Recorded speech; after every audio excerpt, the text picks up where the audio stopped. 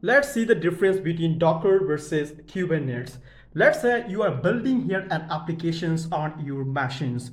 Now you want to send the same exact code to your girlfriend machine. But the problem is the code is not going to work in your girlfriend machines. So what you can do, you can basically use here a technique called containerizations.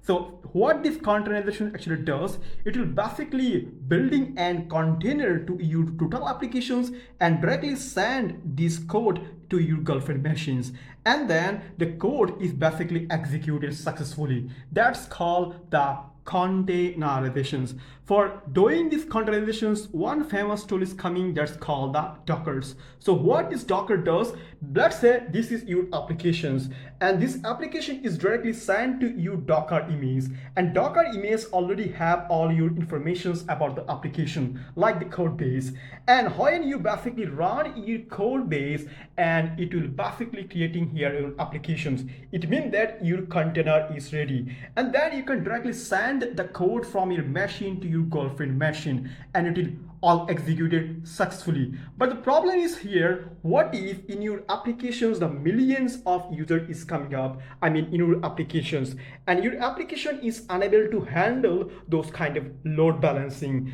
That's why the Kubernetes is basically come, and Kubernetes called the containerization orchestration framework. It means that it's nothing but the Docker manager. It's called the Docker manager. Manager of Docker. So what it can do, it will basically do the auto healing. It basically do the auto healing tasks. It means that it will basically also do the auto scaling. It will basically creating some instance of your application's code base.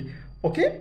And this is also called load balancing. It means that it will basically balancing the users that is basically coming to visit your system. So this is nothing but the Docker versus Kubernetes, not Docker versus Kubernetes. It's called the Docker and Kubernetes, because both of the things like Dockers and the Kubernetes are basically working the simultaneously for solving the load balancing problem, mean the auto scaling.